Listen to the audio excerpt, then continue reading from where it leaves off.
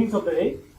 So in the last session, we discussed some of the points of laser, the acronym of laser, and characteristics of laser, and interaction of light with the matter. We have seen that in the last session, the full form of laser. So what is the full form of laser? Light amplification by stimulated emission of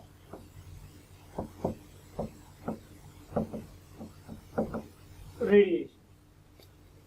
And we have seen different characteristics of laser. So the light from laser which is emitted is monochromatic in nature, and it is directional light. It is coherent beam, and it is high intense light.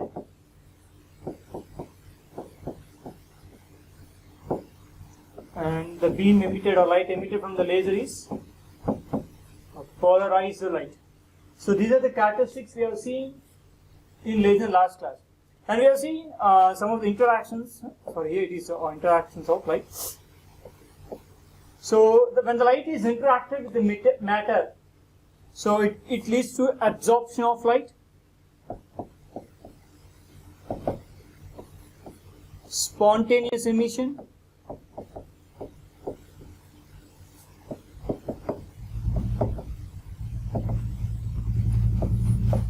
and stimulated emission.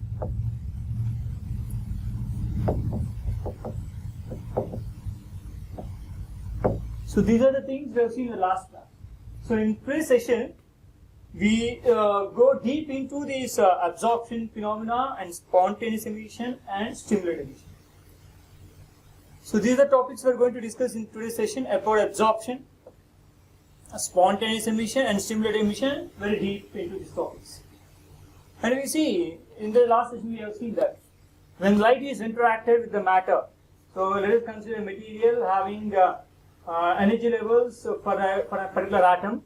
So when a photon of energy of these two energy levels, E2 minus E1, is incident on this atom, the atom absorbs the energy and goes to excited state. And this process is called as absorption. Since we are inducing the atom to go to excited state, this is also called as induced absorption or stimulated absorption. So see, in this absorption process, the probability of absorption, which is represented as P12, the P represents here probability of absorption. The probability of absorption of the incident radiation is proportional to photon density. So if we give the more number of photons, more atoms in the ground state absorb that photon and goes to excited state. So this rho of nu represents photon density.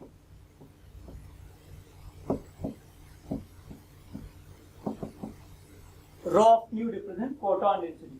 The probability of absorption is proportional to photon density. Similarly, the probability is also proportional to N1. So we have seen N1 in the last session. What is the N1?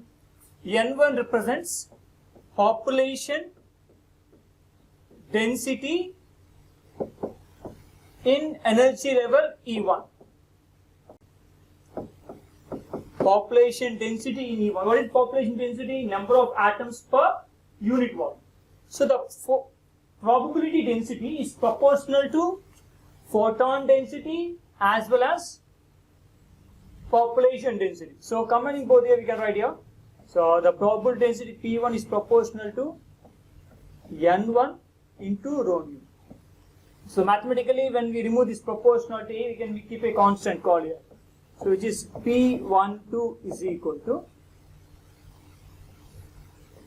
B12, this is a proportionality constant here, into N1 rho. Now this equation represents the probability density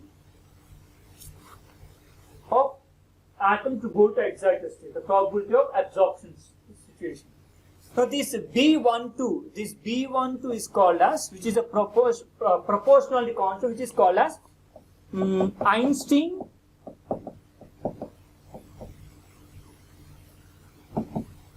coefficient for induced absorption.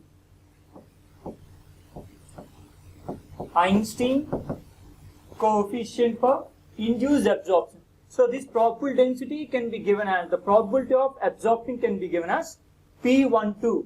The probability of absorption of atom from energy level 1 to energy level 2. That P12 represents the probability of absorption, which is equal to B12. Einstein coefficient for induced absorption, N1, the population density in E1, and rho nu, that is density of the incident photon. Okay, so, and from here we can write here,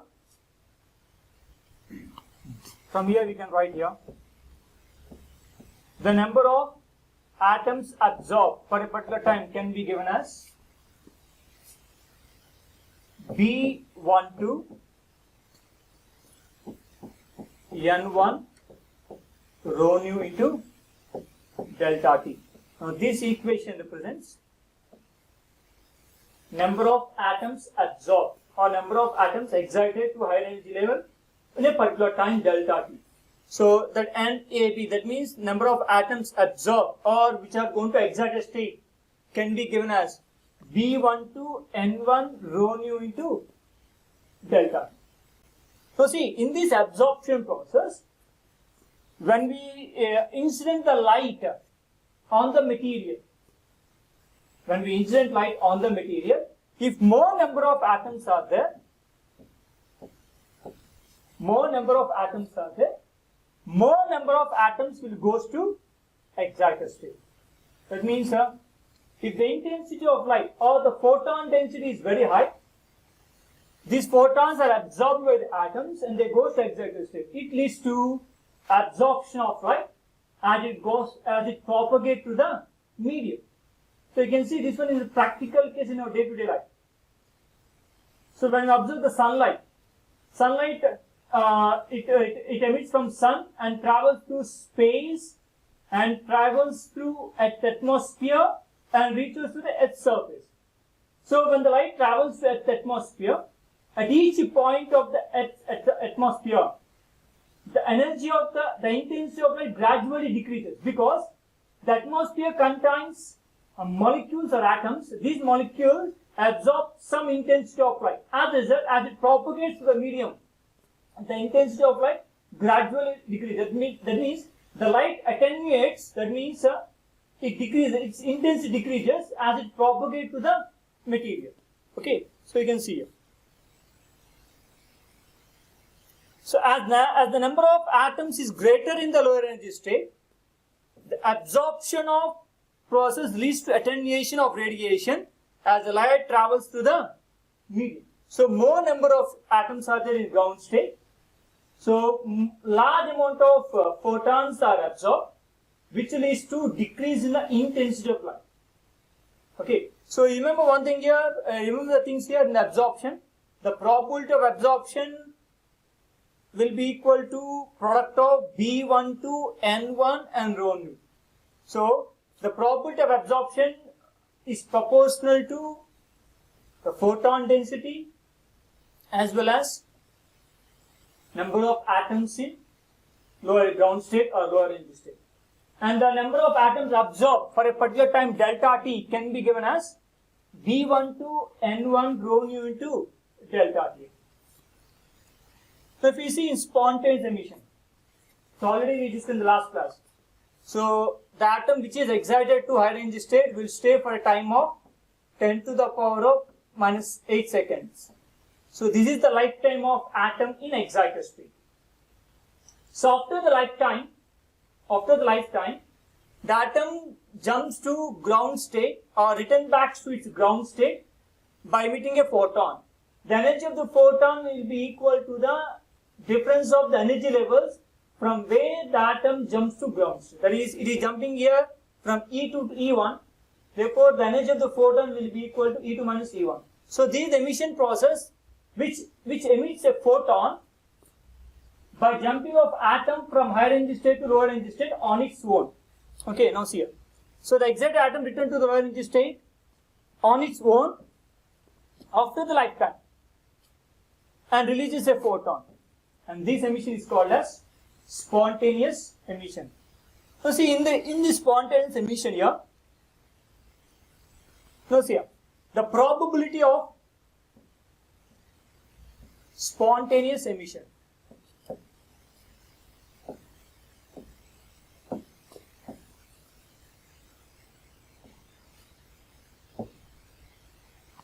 So see here, the probability of spontaneous emission is proportional to number of atoms in excited state or population density in excited state, that is E2. Now this spontaneous emission only depends upon the number of atoms in excited state. So if more number of atoms are there in excited state, that means in E2, there is a more chance for the probability of spontaneous emission. So the probability of spontaneous emission from the energy level E1 to energy level E1 is proportional to the population density in E2. And in order to, mathematically, we can remove this proportionality and we can keep a constant. So which can be written as P21, that means probability of spontaneous emission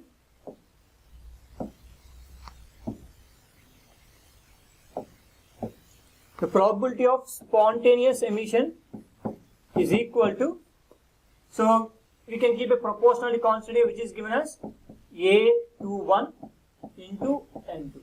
Now this is the probability of the spontaneous emission from E2 to E1. So this A21 is called as Einstein coefficient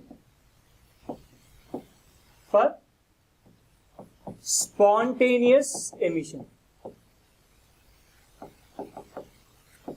Einstein coefficient for spontaneous emission.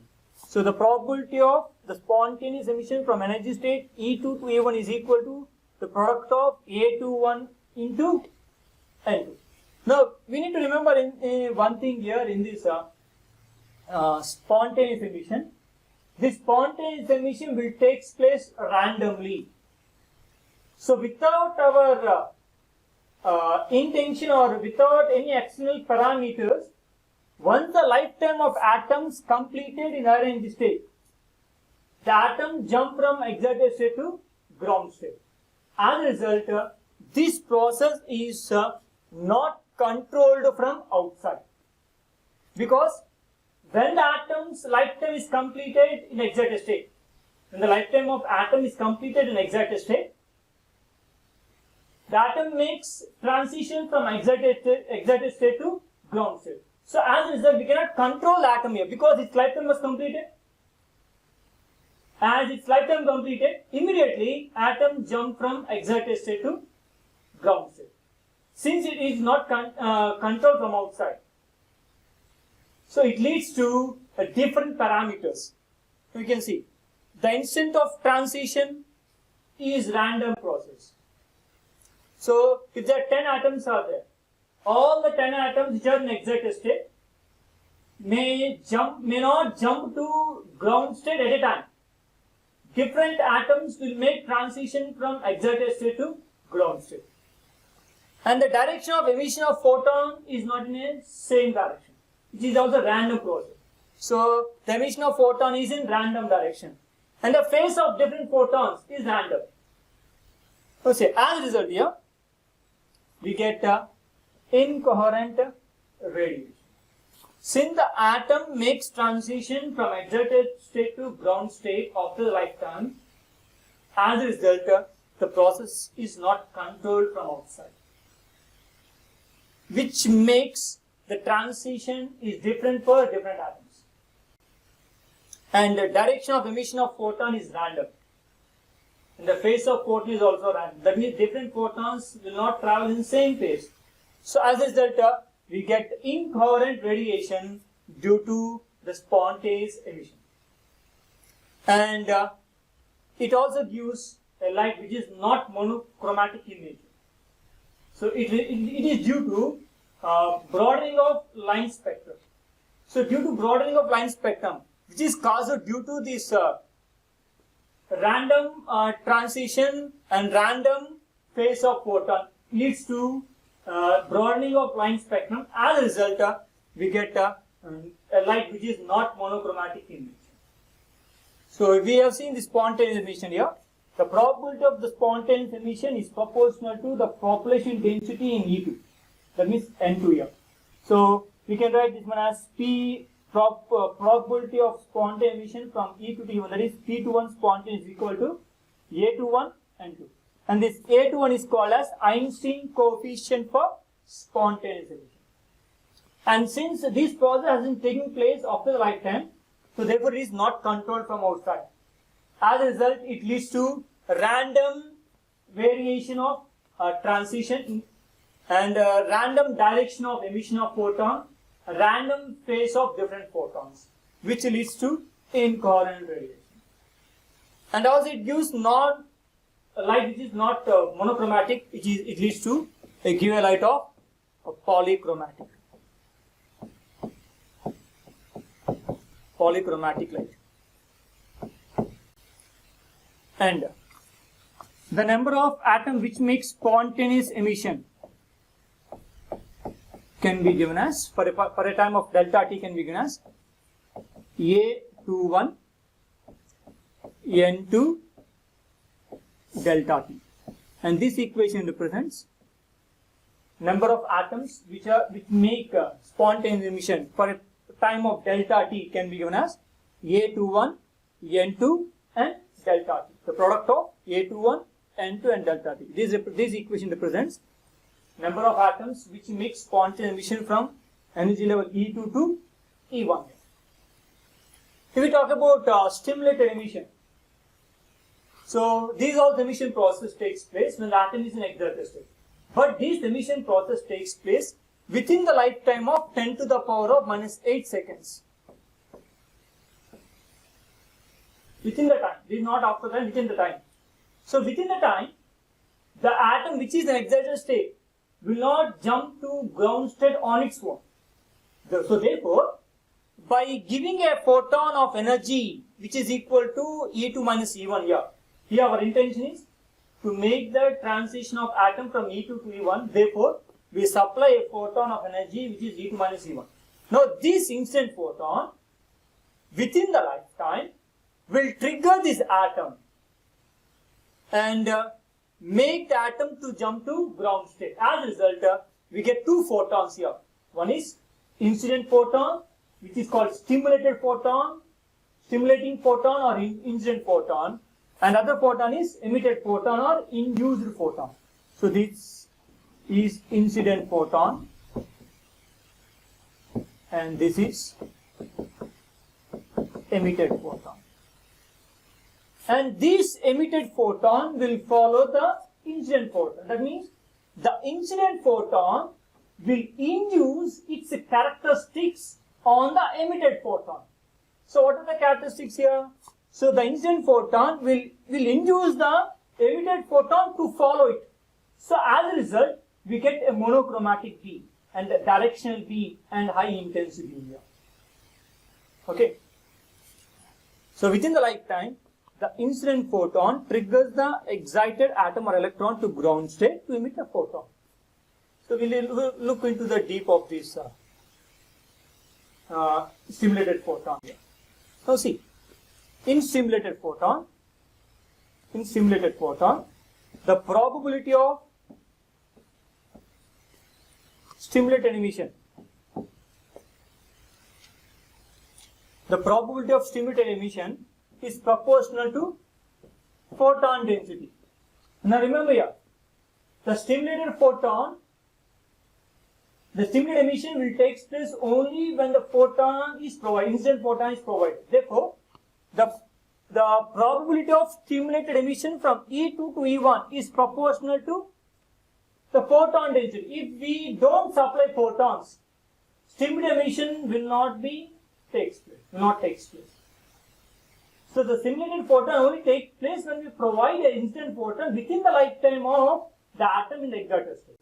So therefore, the probability of stimulated emission from E2 to E1 is proportional to photon density.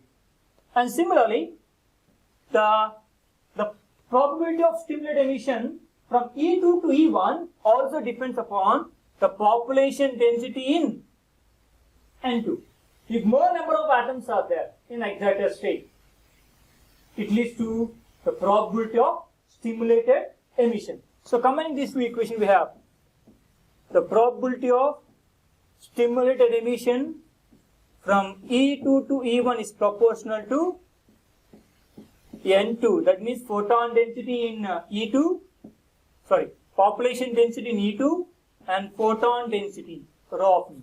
So removing the proportionality constant, and we can write here the P21, that means the probability of stimulated emission from E2 to E1 can be given as B21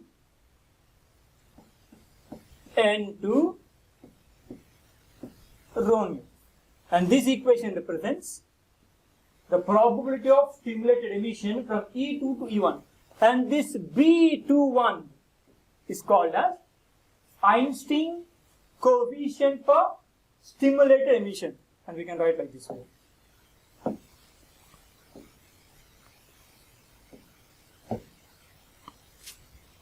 This B2 is called as Einstein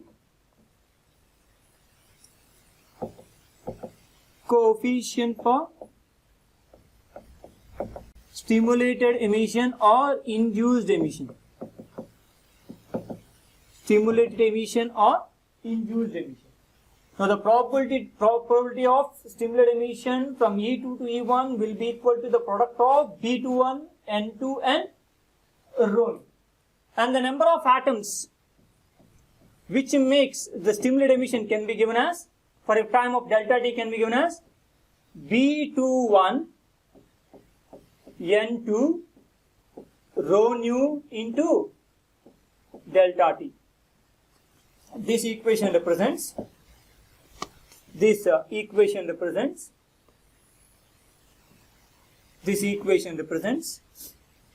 number of atoms which are making stimulated emission. So the number of atoms which are making stimulated emission is given as, for a time of delta t, is given as B21 N2 rho nu into delta t. So one thing here we need to remember here. So the stimulated emission will be encouraged, or this emission is induced only when the photon is given. When the photon is not provided, this stimulated emission will not take place. So as a result, the stimulated emission is a controlled process. How can we control here? If you want to stop the stimulated emission, just we stop the providing incident photon.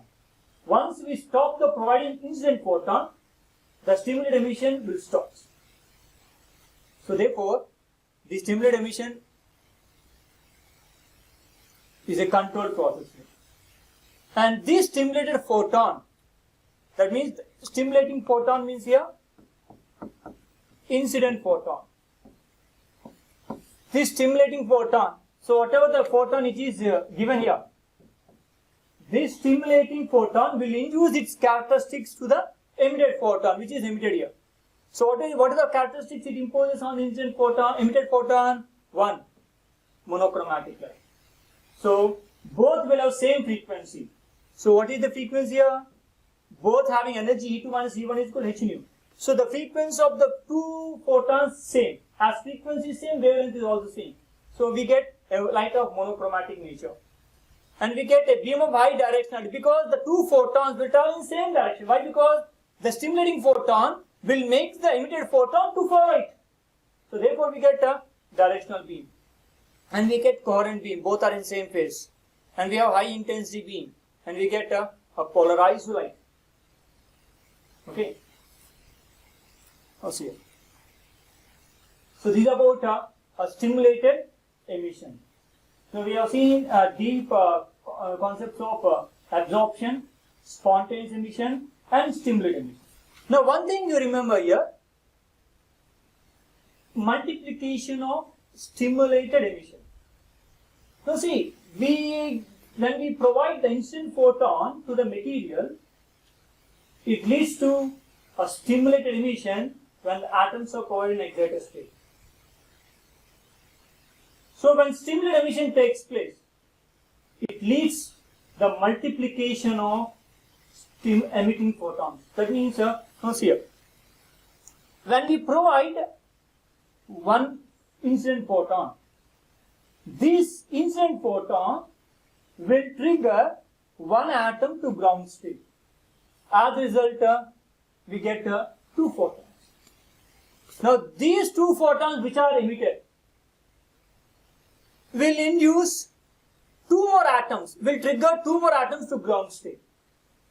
So these two are incident photons. These are incident photons. And now these incident photons will trigger two more atoms to ground state. So therefore we get as an output we get four atoms. Now these four photons will trigger four more atoms. Now these are the incident atoms, incident photons. These incident photons will trigger four more atoms to ground state. So as a result we get 8 photons as output. And this is a multiplication process. Now these 8 photons will induce 8 more atoms to ground state. We get 16 and 16 becomes 32. 32 becomes 64. So like this, so when we provide a single photon here, it makes the emission of photon by multiplying itself. So that means one photon will give an output of 2 photons. 2 photons will become 4 and 4 becomes 8 and 8 becomes 16. So like this, the multiplication of photon takes place. As a result, what happens? Amplification of light takes place. Amplification of light takes place. So, when we provide an incident photon, this incident photon will induce stimulated emission. And this stimulated emission will make amplification of light. That's why we have seen laser light amplification. So, by stimulated emission of radiation. So, when we provide an incident photon, this incident photon will make stimulated emission. This stimulated emission makes the multiplication of photons, which leads to amplification of light. So, when the light is amplified, what we get? High intense light. So, we get high intensity light. So, which is used for different applications. So, this multiplication process is called avalanche process. So, it is like an avalanche process. So, like avalanche means here. So, atom goes on, the photon goes on multiplying itself. 1 becomes 2, 2 becomes 4, 4 becomes 8, 8 becomes 16 like this. So, it goes on until we stop the giving of incident photon. Or this multiplication goes on until the atoms are in excited state. So, more number of atoms are in excited state, the multiplication of photon takes place. So, this multiplication of photon stops when the atoms are not there in excited state. When the atoms are not provided in excited state. So, we see what we discussed in today's class. So, in today's class we have seen the deep concepts of absorption. So, we have seen the probability of absorption. The probability of absorption is proportional to number of atoms in excited state.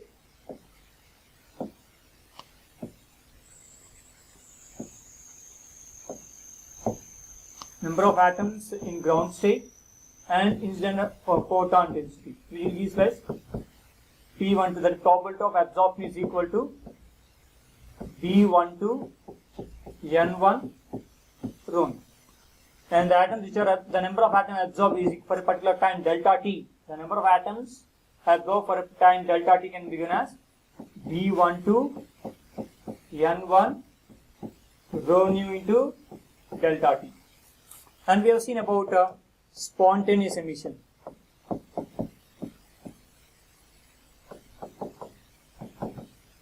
In spontaneous emission, we have seen the probability of the spontaneous emission is proportional to number of atoms in excited state. So the probability of the spontaneous emission can be given as is equal to A12 N2. And the number of atoms makes spontaneous emission is equal to, for a time of delta t, is equal to A21 N2 into delta t. So here it is A21. Okay, so the next one you have seen here.